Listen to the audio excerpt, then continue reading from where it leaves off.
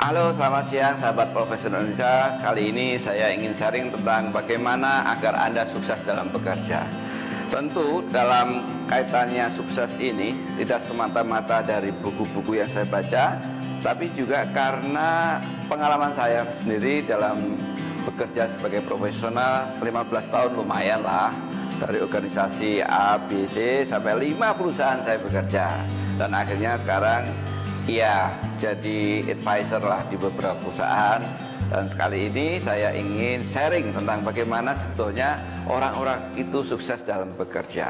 Nah, selain itu dalam menyiapkan proses tip ini saya juga dapat tidak hanya dari buku-buku, tapi juga dari teman-teman yang menginspirasi dalam seminar-seminar saya, ya, training-training saya tiap lihat, wah ini bagus sekali, ini bagus sekali. Nah, untuk itu siang ini saya sengaja ingin sharing tentang bagaimana Anda agar sukses dalam bekerja. Untuk itu, jika Anda ingin sukses, ikuti tip-tip berikut ini. Pertama, selesaikan tugas lebih dari yang diminta. Maksudnya begini, ketika Anda mendapatkan tugas dari atasan untuk menyelesaikan sebuah pekerjaan yang mestinya satu hari itu dikerjakan secara umum, orang hanya bisa menyelesaikan 200 item. Tapi ternyata Anda dalam satu hari bisa menyelesaikan 500 item. Ini kenapa? Anda ngotot, Anda ingin lebih dari yang sekedar disampaikan oleh atasan Anda. Satu. Yang kedua, barangkali Anda diminta selesaikan dalam waktu 1 minggu ya pekerjaan ini, dan Anda menyanggupi. Siap bos. Ternyata Anda bisa menyelesaikan dalam waktu 3 hari. Betapa nikmatnya itu seorang bos ketika Anda melaporkan, bos pekerjaannya sudah selesai. Apa yang ada di kepala seorang bos? Luar biasa anak ini. Berarti dia bisa lebih cepat dari teman-teman yang lainnya, ya. Tidak hanya sekedar itu, mungkin suasana kerja yang Anda diminta membuat, oke, Anda pimpin yang hati-hati, jangan sampai terjadi konflik. Dan saya minta pertumbuhan salesnya 1 miliar dalam 1 bulan. Ternyata Anda bisa bekerja dan mencapai omset lebih dari 1 miliar, bahkan 2 miliar. Betapa nikmatnya menjadi bos seperti ini. Yang kedua, jangan takut untuk bertanya jika Anda memang tidak paham. Ini persoalan kecil, tapi kadang-kadang mengganggu prestasi Anda. Jelas Anda tidak paham atau tidak menguasai, tapi takut tanya sama bos. Ini yang nggak boleh. Karena bertanya bukan berarti Anda itu malah seakan-akan tidak tahu, tapi karena nyali Anda yang kecil.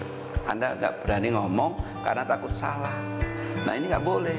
Jadi tanyakan sedetail mungkin apa tugas-tugas Anda, ya. Jadi Anda harus bertanya sampai Anda paham apa yang ditugaskan kepada Anda. Jadi untuk itu ketika Anda dapat tugas, di make sure, ya, yakinkan kebenarannya. Anda cek kebenarannya. Contohnya, ketika Anda dapat tugas, saya tugaskan A, B, C, D. Jangan hanya ditelan aja, ya Pak, siap. Tapi Anda checking, ya, ke atasan Anda. Pak, betul Pak, yang Bapak tugaskan ke saya A, B, C, D. Nah, sehingga clear, itu salah satu tugas. Tapi kalau tugasnya sebuah pekerjaan, wah, Anda harus yakini tiap hari tanya, tiap sesuatu yang sulit tanya, pasti akan ada jalan keluar. Nah, ini akhirnya apa? Atasan merasa senang karena Anda berhadapan dengan situasi yang sudah dia tugaskan. Ini penting, sepele, tapi ini akan mengganggu Anda dalam berkarir karena Anda tidak mau bertanya. Sayang sekali, ya. Yang ketiga, saat ada masalah muncul, jangan mengadu ke atas Anda dengan masalahnya itu saja. Jadi maksud saya, Anda setiap kali ke atasan kalau ada muncul itu hanya menyampaikan, Pak, saya ada masalah A, B, C. Nah, seperti ini sebetulnya atasan nggak suka. Ya, atasan lebih suka ketika Anda menyampaikan masalah ke atasan Anda, tapi tidak ada solusi. Pak, saya ada masalah seperti ini. Kayaknya tugas ini akan sulit saya lakukan. Tapi saya ada solusinya ketika harus dilakukan seperti ini. Yang kedua, ini bisa dilakukan ketika ada persoalan ini diselesaikan lebih dulu. Ini solusi.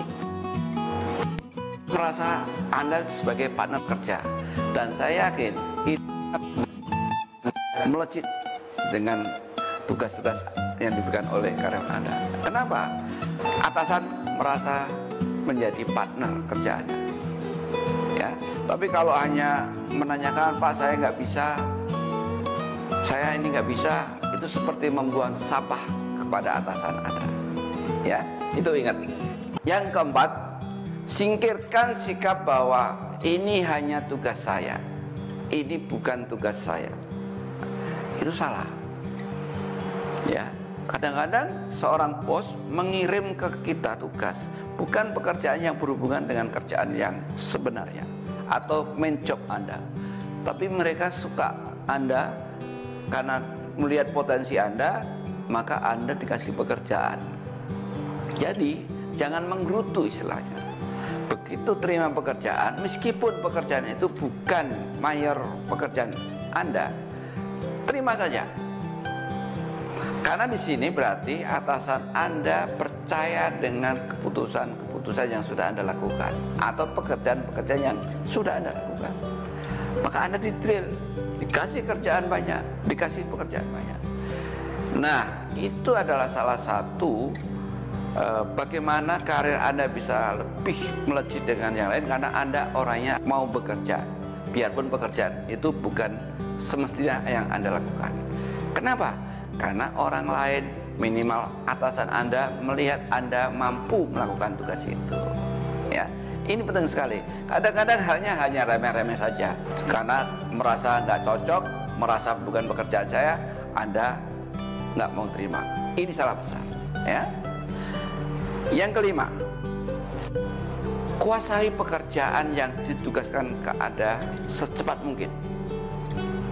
Jadi kalau Anda bekerja di bidang marketing, Anda bekerja di bidang SDM, atau Anda bekerja di bidang procurement, selesaikan proses kerja ini secepat-cepatnya.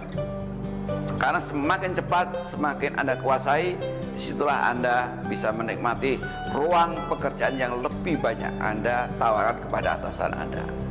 Tapi kalau ada tugas satu saja, 2 tahun menguasainya, 4 tahun menguasainya, bagaimana atasan Anda akan mau ngasih pekerjaan yang lebih dari itu? Dan intinya, ketika Anda bisa menyelesaikan pekerjaan banyak, disitulah peluang Anda akan menaik menjadi orang yang lebih tinggi dari pekerjaan yang sekarang. Dari supervisor bisa menjadi manajer. Karena apa? Kemampuan Anda dipandang oleh atas Anda lebih cepat, lebih bisa menyelesaikan persoalan. Ingat, pekerjaan nggak perlu diselesaikan dengan banyak, karena pekerjaan itu bisa diselesaikan dengan dalam waktu yang secepat mungkin. Ada orang yang bisa menyelesaikan dalam 1 tahun, wah, menguasai 1 tahun. Ada cuma 3 bulan sudah menguasai.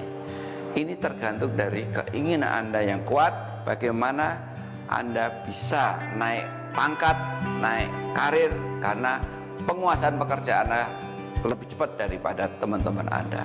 Ya.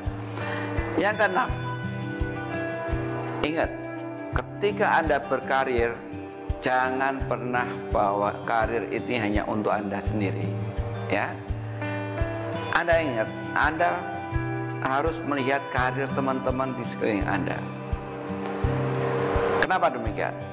Ini pentingnya, ketika Anda ada masalah dengan perusahaan dan perusahaan itu kolab, siapa lagi kalau nggak teman yang merekomendasi pekerjaan itu? Oh, saya pernah merekomendasikan teman karena perusahaan itu bangkrut.